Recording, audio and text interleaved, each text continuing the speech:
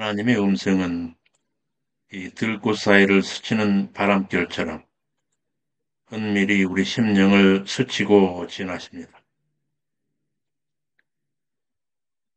우리 하나님의 자비로우신 사랑이 항상 여러분과 함께 하시기를 축원합니다. 제 카페입니다. 왼편 카테고리에서 제2편 제사장나라 수립, 제1장 제사장나라 백성, 여기서 제3절 야곱의 전반부 생애, 이 세 개의 자료 중에서 오늘 강의는 제17강으로 자료 102번이 되겠습니다. 저희 교재로서는 구약 상권 138에서 144쪽, 성경 본문으로서는 창세기 33장 17절에서 36장 43절까지의 내용이 되겠습니다. 야곱이 숫곳에 이르러 거기 집을 짓고 그러는데 창세기 33장 17절 야곱이 숫곳에 이르러 자기를 위하여 집을 짓고 짐승을 위해 우리간을 치은 고로 숫곳이라 부르더라. 여기서 야곱이 숫곳에 이르러 거기에 집을 짓고 우리간을 지은 그 야곱의 마음을 옥스포드가 해설하고 있습니다. 각주 208에서 209번으로 살피겠습니다. 야곱이 숫곳에 도착하여 집을 짓는데 여기서 집 베트는 이동식 장막 오헬과는 다른 고정된 거처를 뜻합니다. 따라서 이는 야곱이 숫곳에 장시간 머물렀음을 보여주고 있습니다. 이는 어린 딸 디나가 후에 세겜에 이를 때는 성숙한 처녀가 되었다는 사실을 이를 뒷받침합니다. 야곱이 그렇게 한 것은 아마 20여 년의 긴 바단 아람에서의 피곤했던 삶을 쉬면서 재충전하고 싶었을 것이며 뿐만 아니라 천사와 씨름할 때 얻은 한도뼈 골절로 휴식이 필요했다고도 볼 수 있습니다.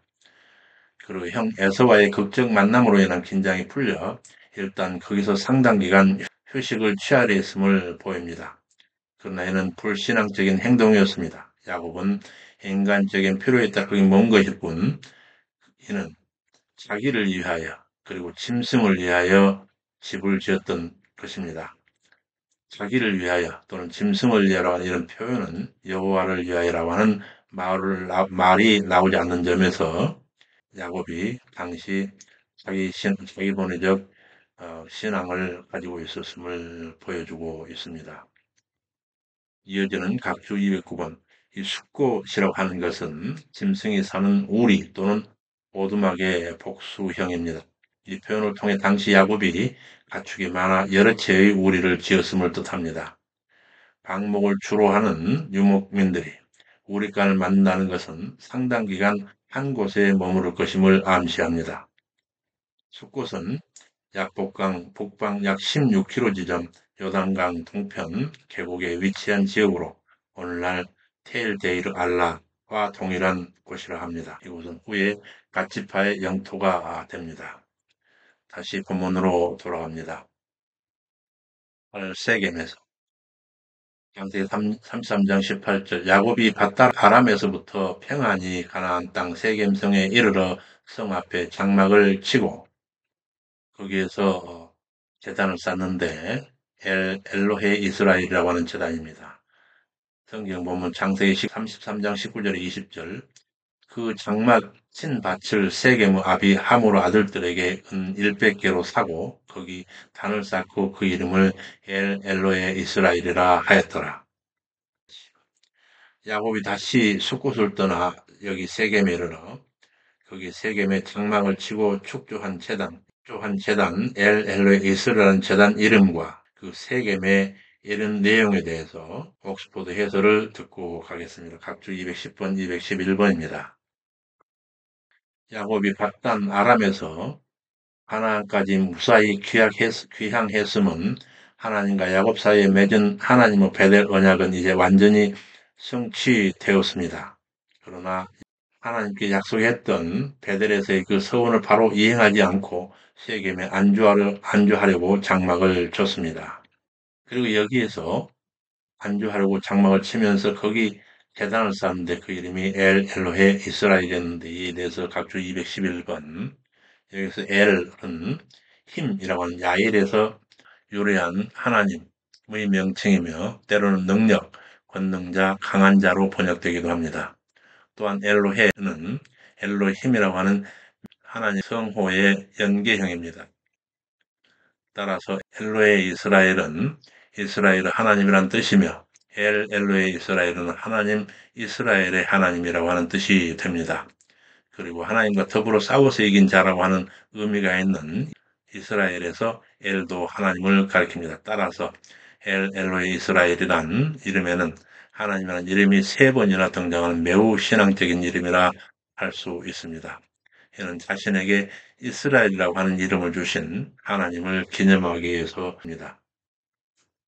베델에서의 그 베델의 서원을 잊어버리고 세겜에 안주하려고 하던 야곱에게 결단코 거기 안주할 수 없음을 깨닫게 하시는 하나님의 재책이 야곱에게 가해지는 사건이 전개됩니다. 세겜의 디나 추행 사건과 세겜 거민 대학살 창세기 34장 1절에서 31절입니다.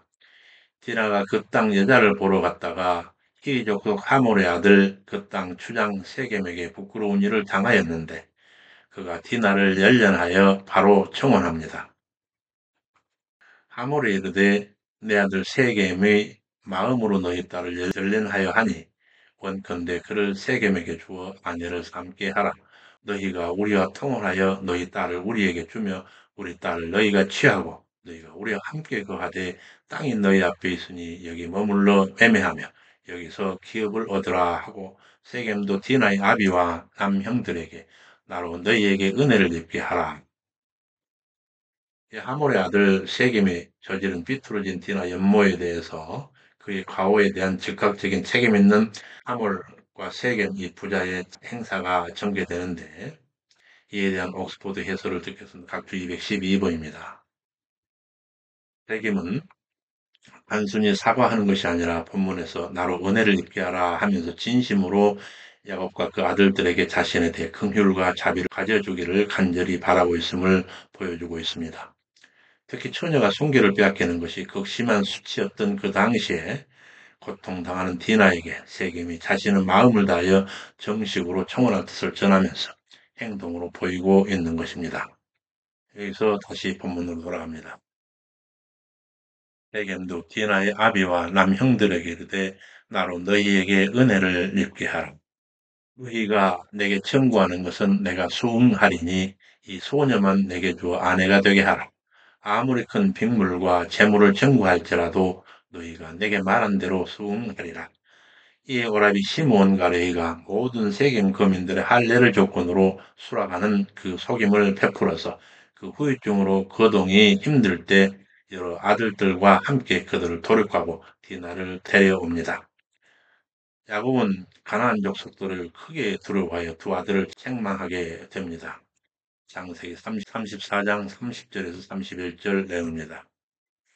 내게 화를 끼쳐 나로 이 땅 사람 곧 가나안 족속과 브리 족속에게 냄새를 내게 하였도다. 나는 수가 적은즉 그들이 모여 나를 치고 나를 죽이리니 그리하면 나와 내 집이 멸망하리라. 그들이 가로되 그가 우리 누이를 창녀같이 대우며 가하니까 당시에 처했던 디나의 처지와 그 오빠들의 분노에 대해서 옥스포드가 설명하는 내용이 있습니다. 주 213, 214를 통해 살펴보겠습니다. 이는 디나가 그때까지 세겜의 집에 여전히 머물러 있음을 뜻하고 있습니다. 일단 죄악의 깊은 늪에 빠지면 죄가 그 발목을 놓아주지 않으므로 여간에서 빠져나오기 어려움을 암시하고 있습니다. 결국 디나는 세속적인 것을 동경하여 세겜 성에 나갔다가 성폭행을 당했을 뿐만 아니라 처참한 살육 원인 제공자가 되었던 것입니다. 그런데 그 남형 오빠들인 시몬과 레이는 야곱의 책망을 못마땅하게 여깁니다. 즉 야곱의 아들들은 디나 사건은 한 개인에 대한 성적 모독일 뿐만 아니라 나아가서 맨 이스라엘의 순결성을 강탈한 치욕에 더욱 치를 떨었던 것입니다. 그러나 그들은 그 수치스러운 사건에 격분하기에 앞서 왜 이런 일이 발생하게 되었는지 곧 그 근본 원인이 하나님께 가까이 나아가지 못함에 있음을 깨달아야 했습니다. 그들은 이러한 영적 통찰력이 부족하여 인간의 혈기만 앞세워서 대량 살육을 초래하였던 것입니다. 그런데 아까 숲곳에서 집을 짓는다 해가지고 집을 짓는 것은 고정된 거처를 말하기 때문에 거기서 오랜 시간 머물렀다. 뭐 확실해 보입니다. 그러나 또 한편 다시 이 세겜에 와서도 여기서 다시 오랜 시간 안주하려고 했던 야곱에 대한 하나님의 뜻이 전개된 것이라 이렇게 보입니다. 그런 처절한 일이 있고 나서 하나님이 꿈에 나타나셔서 베델에서 하란으로 야곱이 떠날 때에 베델에서 그가 했던 그 서원을 승계시키는 하나님의 모습이 전개됩니다. 창세기 35장 1절에서 5절입니다. 하나님이 야곱에게 이르시되 일어나 베델로 올라가서 거기 거하며 네가 네 형 에서의 낯을 피하여 도망하던 때에 네게 나타났던 하나님께 거기서 탄을 쌓으라 하신지라. 이에 야곱이 일어나 그 무리에게 이르되 너희 중의 이방 신상을 버리고 자신을 정결케 하고 의복을 바꾸라. 우리가 일어나 베델로 올라가자. 나의 환난 날에 내게 응답하시며 나의 가는 길에서 나와 함께 하신 하나님께 내가 거기서 탄을 쌓으려 하노라. 여기서 이렇게 불행한 일을 겪은 후에야 이와 같은 그 책망을 듣게 된 야곱의 과거가 무엇이었는지를 깨닫게 하시는 그 하나님이신데 그 깨닫게 하시는 하나님에 대한 해설과 이로써 야곱의 신앙이 갱신되는 그런 장면을 215번에서 216번 각주를 통해서 옥스포드 해설을 듣겠습니다. 먼저 그런 불행한 일을 겪은 후에 책망을 책망을 받게 되는 야곱의 그 과거를 깨닫게 하시는 하나님의 모습인데 215번 박주 하나님께서 야곱에게 베델로 올라가라 하심은 바로 단을 쌓고 제사 드리게 하심이었습니다. 이는 하나님께 피 흘림의 제사를 드려 죄를 씻고 하나님과 영적 관계를 회복하라 하심입니다. 일어나 베델로 올라가서 거기 거하며 이 명령의 근본 목적이 과거 야곱이 바단 아람으로 도피하면서 만난 베델을 하나님께 단을 쌓음으로써 당시 서원했던 것을 이행하게 하심이었습니다. 야곱이 해야 할 모든 행동의 근본 목적이 하나님께 단을 쌓는 데 있음과 같이 성도의 모든 삶은 마땅히 하나님께 예배드리고 영광 돌리는 삶으로 귀결되어야 합니다. 이르시되 그런즉 너희가 먹든지 마시든지 무엇을 하든지 다 하나님의 영광을 위하여 하라. 고린도전서 10장 31절에서 우리 사도 바울 선생님이 권면하고 계십니다. 야곱은 20년 파란 도피 생활의 전 과정에 자상하게 간섭하신 하나님의 도움으로 무사히 가나안에 귀향한 후에도 10여 년간이나 베델서원의 즉각 여행을 지체하던 터였습니다. 언약 계승자로서 하나님을 향한 의무를 그것도 자신이 스스로 세운 소원조차 이행하지 않음은 분명한 신앙 유기였습니다. 그래야 야곱은 급기야 직전에는 그의 외동딸 디나의 간간 사건과 아들들에 의한 세금 족속 대학살이라고 하는 중대한 시련을 겪어야 했습니다. 야곱은 이제 다시금 하나님의 명시적인 촉구까지 받게 되어 비로소 스스로 약속했던 베델에서의 서원을 이행하게 된 것입니다. 이제 그렇게 된 야곱이 자기 신앙을 갱신하는 부분, 그에 대해서 각주 216번에서 옥스포드 해설을 듣습니다. 먼저 이방 신상 엘로헤 한네카를 지격하면 그 낯선 신들입니다. 이는 라헬이 지닌 라반의 드라빔과 또 하란에서 야곱이 데려온 그 종들이나 세겜에서 세겜을 도려갈 때 그들이 잡아왔던 그 포로들이 지녔을 법한 신상들로 이런 것들은 사실 그들에게 매우 친숙한 것이었습니다. 그러나 하나님께서 낯선 신들이라 하시면서 버리라 하신 것은 우상이 하나님 백성된 자에게는 더 이상 친숙해서는 안 될 것들로 오히려 항상 낯설어져야 함을 보여주시고 있는 장면입니다. 그리고 자신을 정결케 하고라고 하신 것은 야곱의 친속만 아니라 하라는 종들과 세겜에서 잡아온 포로들까지 포함하여 깨끗게 하라 하심인데 이는 신체적 결함을 온전케 함은 물론 제사 의례상 정결함, 도덕적 순결함까지 의미하고 있습니다. 따라서 본문은 야곱이 자기 모든 권석에게 육신을 깨끗게 하고 종교적, 도덕적으로도 순결하여 하나님 보시기에 정기롭게 하라 함이었습니다. 그리고 또 의복을 바꾸라. 곧 지금 입고 있는 옛 의복을 벗고 새 의복을 바꾸 입으라고 하는 이 명령은 그 도덕적 순결을 지키고 하나님만을 섬기겠다는 결단에 대해서 다른 사람들도 한눈에 알아볼 수 있도록 외적 증거를 보이라 하신 내용입니다. 이처럼 옷을 갈아입은 의식은 후에 이스라엘 백성들이 하나님 앞으로 나아갈 때 부정한 것에서 벗어날 때 옷을 빨아입는 것으로 나타났습니다. 이같이 의복을 갈아입거나 빨아입는 행위의 참뜻은 유혹의 욕심을 따라 썩어져가는 구속을 쫓는 옛사람을 벗어버리고 하나님을 따라 의와 진리와 거룩함으로 지으심을 받은 새 사람을 입으라 하신 의미입니다. 우여곡절 끝에 하란을 향할 때 야곱이 하나님께 서약하였던 베델에서의 그 서원이 이루어지는 장면이 전개됩니다. 20년 전 하란 여정 중에 베개 삼았던 돌로 제단을 쌓으며 서원하였던 루스 곧 베델에 이르러 단을 쌓고 엘 베델, 베델의 하나님이라는 뜻인데 엘 베델을 하여 서원을 이루고 리브가의 유모 투브라가 죽으니 베델 상수리나무 아래 장사하고 알룬 바굿이라고 이름 짓은 명명합니다. 하란으로 향하던 야곱에게 현현하셔서 동행하셨던 하나님께서 그의 복을 재확정하시고 그 서원 이룸을 확인하시고 계시던 곳 하늘로 올라가십니다. 이 내용은 베델에서 이행되는 야곱의 서원을 끝까지 지켜보신 하나님에 대한 기록입니다. 여기서 서원의 장소 루스, 곧 베델과 리브가의 유모가 죽어 묻힌 매장지 알론바굿에 대한 옥스포드 해설을 씁니다. 먼저 서원의 장소 루스 곧 베델입니다. 각주 217번. 루스는 야곱이 형 에서의 분노를 피하기 위하여 부엘세바에서 하란으로 가던 도중에 꿈속에서 하나님을 만나 언약을 체결하였던 바로 그곳입니다. 그 사건이 외로움과 두려움에 쌓여있던 야곱에게 너무도 감격적인 것이었기에 이를 기념하려 야곱은 편도나무라고 하는 뜻의 루스라고 하는 지명을 하나님 집이라고 하는 베델이라고 하는 이름으로 바꾸었습니다.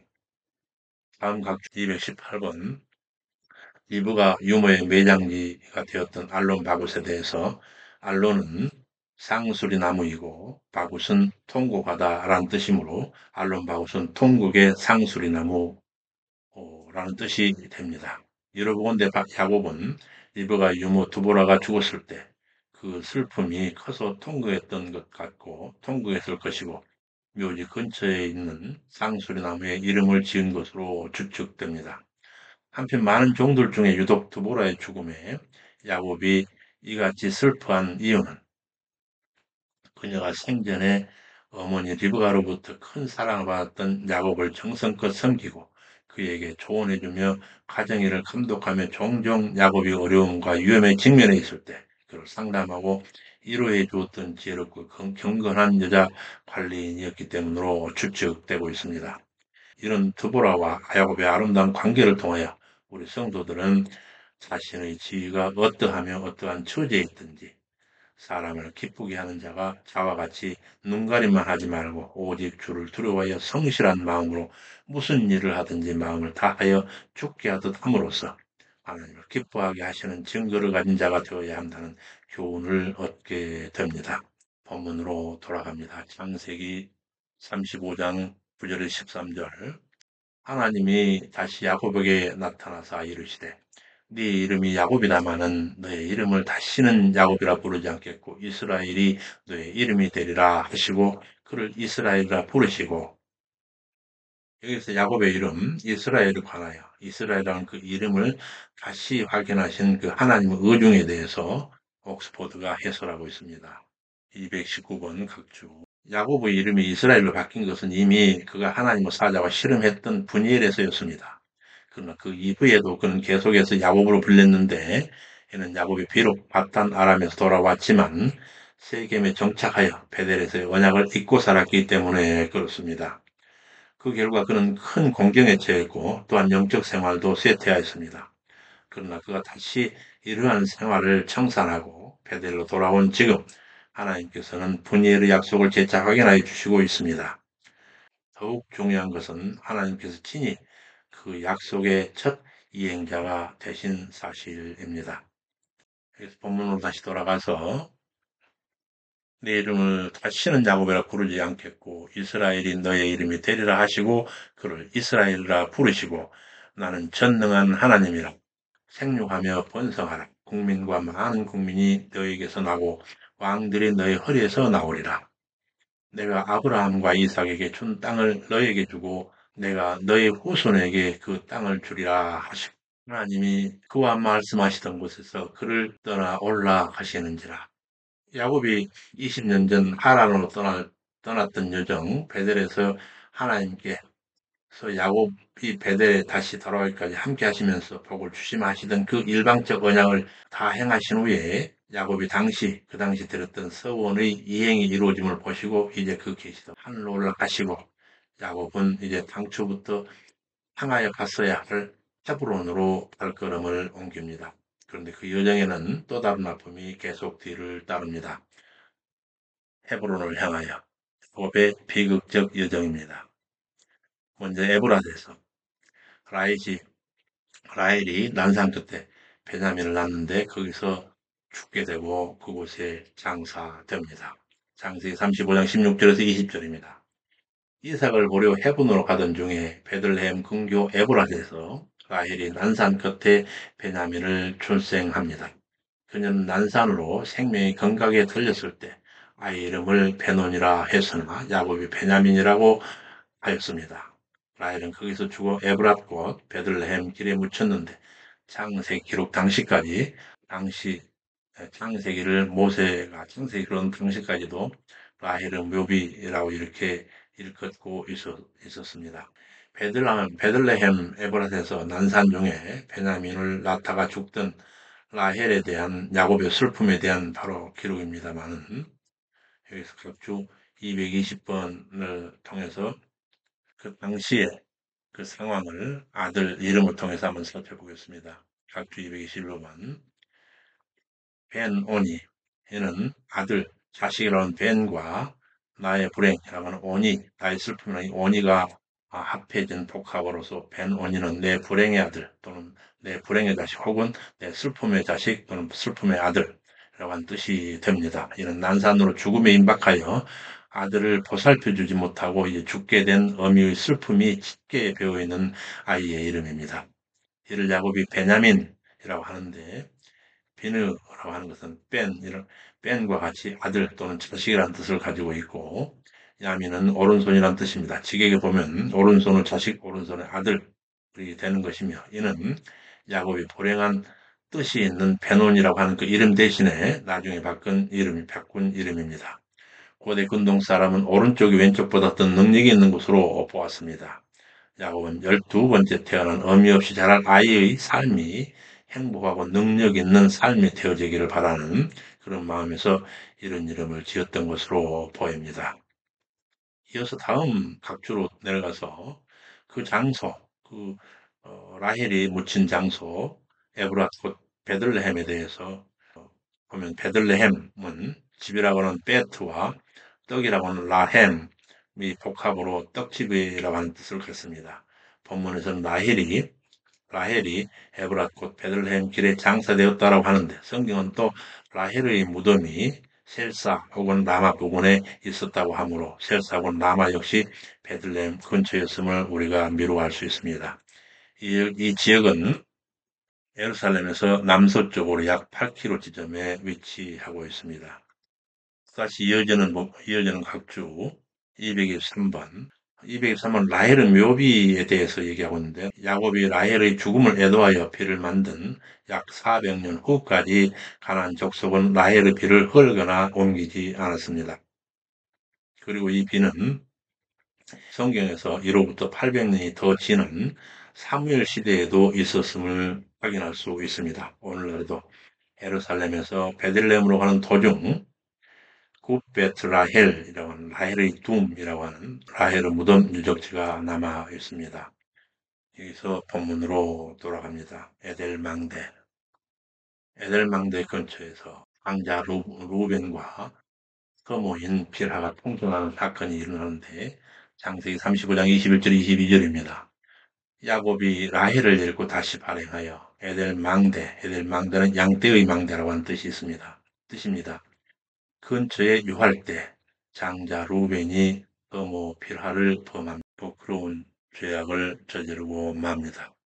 어떻든 우여곡절 끝에 베냐민까지 낳게 되어 이제 야곱은 12아들을 낳았는데 그 12아들, 야곱의 12아들들에 대해서 보면 레아가 루벤, 시므온, 레위, 유다.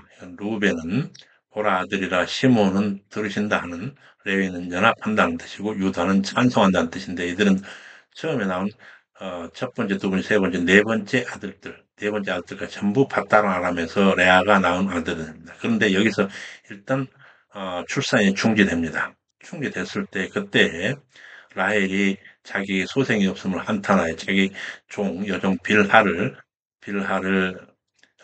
야곱에게 주어서 소생을 얻는데 그 이름이 단과 납달리. 단은 억울함을 푸신다, 납달리는 경쟁한다라고 하는데 전부 받달 안 하면서 다섯 여섯까지 나왔습니다. 그러고 나니까 다시 자기도 자기의 여종들을 야곱에게 줘서 아들들은 두 아들 가드와 아셀은 가드라고 하는 이름은 복되다, 아셀은 기쁘다, 전부 받달 나라면서 낳는 일입니다. 그러고 나서 이렇게 나자 다시 레아의 태가 열려서 이사가와 스불론이라고 하는 두 아들을 이어서 아홉째, 열째 이렇게 나가지고 이사가는 값을 지불하다, 스불론은 거기 거하다, 함께 거하다라고 하는 그 의미를 전부 열째 아들까지 바단 아람에서 이렇게 나서 레아는 전부 여섯 아들을 낳았고 라헬의 여종 빌하는 두 아들, 그리고 레아의 여종 실바도 두 아들. 그러고 나서 드디어 마침내 이제 라헬도 드디어 태가 일려서 요셉을 얻게 되는데 요셉은 더한다, 더한다. 하나님께서 더해 주실 것이다. 라는 그런 의미가 되는 의미인데 이렇게 해서 파단 아람에서 11 아들을 낳았고 그리고 거기서 다시 이제 헤브론으로 쭉 가는 길에 에브라 베들레헴에서 베냐민을 얻게 되는 그렇게 해요. 오른손의 아들이라는 이름을 가진 베냐민까지 해서 12아들을 얻게 되었고 베냐민만 가나안 땅에 들어와서 얻게 된 아들이 되고 나머지 11아들은 전부 파단 아람 곧 하란에서 얻은 아들들이 되겠습니다. 그렇게 해서 야곱이 헤브론에 이르러 아비 이삭을 12년간 동행하였는데 그 아비가 죽어 180세를 향수하였으니 아비 60세에 낳은 야곱은 당시 120세가 되었고 아비 집 헤브론에서 아비를 12년간 동행하였으니 헤브론에 도착하던 당시는 12년을 빼면 108살 때에 헤브론에 도착해서 야곱 아비 이삭을 봉양하기 시작했다 이렇게 보입니다. 그런데 옥스퍼드 언어 해설을 취하면 하란으로 가들 당시 야곱이 77세였던 것으로 추산하고 있는데 77세에 하란에 가서 거기서 20년 후 곧 야곱의 나이 97세가 되었을 때 11 아들을 이끌고 자기 가족들과 11 아들 데리고 가나안에 들어왔을 때고 그런 그 하란을 떠나 분이엘에서 형 에서도 만나고 세겜에서 디나 작강을 겪고 베델에서 서원을 이루고 재단을 쌓고 그리고 에브라에서 애초에 라헬을 잃고 그렇게 하고 다시 헤브론 아비집에 도착하기까지 사실은 이 108세부터 108세부터 아비 이삭을 봉양하기 시작했으니까 하란을 출발할 때 나이가 97세였다면 11년간이나 가나안 땅에 들어와서 아비를 만나지 않고 다른 곳에 있었다는 얘기가 됩니다. 그렇다면 800km 정도 되는 거리는 통상 그러니까 하란에서 참 헤브론까지 대략 한 800km 되는 정도의 거리를 생각해 보면 통상의 일정이라면 거의 30km 정도 보행으로 보고 한 달 정도면 도달할 수 있는 거리입니다. 그런데 그 거리를 11년이나 걸렸다면 매우 너무 오랜 기간이 걸린 것입니다. 이는 아비 이삭에게 돌아오고 싶은 마음이 그렇게 간절하지는 않았다 하는 뜻이 되고 그가 자라날 적에 이삭은 사냥한 고기를 좋아해서 에서를 사랑했고 그 어미 리브가는 조용한 사람인 바로 이 야곱을 좋아했습니다. 그래서 아비에 대한 간절한 그런 사랑은 없었던 듯 보입니다. 그런데 어미 리브가에 대한 언급이 일체 언급되지 않은 거 봐서 이미 리브가는 세상에 없었음을 알고 있었던 것 같습니다. 그래서 일찍 돌아오지 않고 이렇게 11년이 걸렸는데 대부분 이건 숲곳이라고 하는 그곳에서 집을 지었다 해서 거기서 상당히 긴 시간 있었을 테고, 그리고 세계만 사실 길게 오래 살다가 드디어 하나님께서 매를 들어 치셨으니, 그게 바로 디나 사건이었는데, 이렇게 해서 대부분은 숙국과 세겜에서 그 11년을 다 보냈지 않겠느냐, 이렇게 보이는 부분입니다. 근데 이 야곱이 돌아와서 아비를 봉양한 그 기럇 아르바, 헤브론, 이 마무리에 대해서 옥스포드 해설을 살펴보겠습니다. 그 내용을 창세기 35장 27절에 29절 내용을 요약해 보면 야곱이 기랏 아르바의 마물에 곧 헤브론에 이르러 아비 이삭이 180세를 향수하고 죽기까지 12년을 봉양한 내용입니다. 그런데 그 야곱의 축복을 꾀했던 야곱이 축복을 받도록 꾀했던 그 리브가에 대한 언급은 성경에서 나타나지 않고 있습니다. 여기서 그 기럇 아르바라고 하는 그 마무리에 대해서 옥스포드 해설을 살펴보겠습니다. 224번 각주. 기럇 아르바에서 기럇이라고 하는 것은 성이라고 하는 뜻이고, 성은 일반적으로 이르인데 특별히 여기서 키르아가 쓰인 것은 이것이 만나다라고 하는 말에서 유래한 말로 만나는 장소라는 뉘앙스를 부각시키고 있다 보입니다. 그리고 아르바라고 하는 걸 직역하면 그 넷이라고 하는 하는 것으로서 따라서 기랏 아르바는 그 내성이라고 하는 뜻을 가지고 있습니다. 또한 마물에는 아브라함이 사라를 장사하기 위하여 헷 족속에게 값을 지불하고 산 땅으로 아브라함 역시 이곳에 정착해 살다가 죽어서 장사되었습니다. 야곱은 드디어 조상 무덤이 있고 아비가 사는 고향으로 돌아오게 된 것입니다. 야곱이 헤브론에 들어간 이후 다른 한편 본일에서 야곱과 헤어져서 자기 본거지 세일로 에서가 돌아갔는데 성경은 36장에서 그 에서가 활동하던 그 세일 무대에 세일에 대한 기록을 남기고 있습니다. 세일에서 에서의 가계 일람 제36장 창세기 제36장은 네 부분으로 나뉘는데 첫째, 에서 일가의 세일집주와 그 후손인 에돔 족속의 이야기. 창세 3장 1절에 19절. 두 번째, 세일 원주민 호리 족장들에 대한 정리. 20절에 30절. 세 번째, 에서부터 모세 때까지 에돔 왕들에 대한 이야기. 31절에 39절. 그리고 마지막으로 네 번째, 에서의 후손으로 세일 족장이 된 그 토호들에 대한 기록. 그렇게 해서 40절에서 43절까지 내용 이렇게 창세기 36장은 세일에 관한 이야기가 종합적으로 정리되어 있습니다. 그런데 여기서 미리 생각해 볼 것은 이것이 세일은 성경 욥기의 배경이 될 만한 그런 장소적 역사적 배경입니다. 그래서 여기 성경 욥기의 배경이 될 만한 세일 이렇게 이름을 붙였는데 성경 욥기는 동방 사람 욥이 살던 곳을 우스라 이렇게 말하고 있습니다. 그런데 이 우스에 대해서 먼저 각주를 통해서 살피고 넘어가겠습니다. 우스 225번 각주. 우스는 밀가가 아브라함 동생 나홀에게 낳아준 아들들 중 마지 우스가 살던 지방으로 보입니다. 그 마다들은 우스요, 우스의 등손 부스와 아람 아비, 크무엘과 게셋과 하소와 빌다스와 이들랍과 보드엘이라. 창세기 제약 22장 21절인데 그런데 WBC에 따르면 이 우스는 아람 후손이기도 하지만 에돔의 후손이기도 하다. 이게 중요합니다.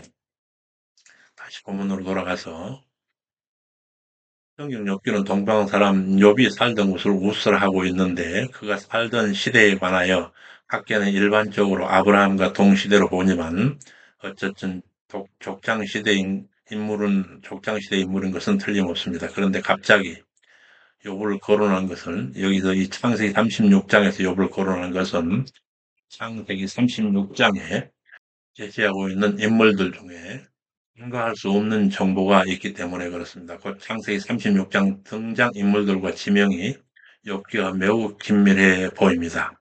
에서의 장사 엘리바스의 아들 대만이 나오고 그 땅의 원주민 호리족 속 세일의 자손으로 로단과 소발이 나오는데 그 욥의 친구들 중에 대만 족속 엘리바스와 소발이 있습니다. 뿐만 아니라 우스 땅에 살던 동방 사람 욥에서 동방이라고 하는 것은 보통 하란으로 보이긴 하지만 욥이 살던 곳 우스에 대한 예레미야 애가가 처녀 에돔에 살던 곳이라고 하여 에돔 성이 우스에 있었다 하고 있습니다.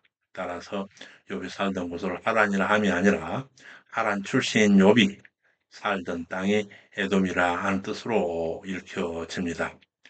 따라서 성경을 연대적으로 펼친 창세기 36장 내용을 그 중에 기전사로 정리된 욥기에 대한 그 시대적 배경이 바로 창세기 36장으로 보고 그 창세기 36장과 연동해서 그 시대를 배경으로 욥기를 읽게 되는 것입니다. 그래서 이 욥기에 대해서는 다음 시간에 들어가겠습니다.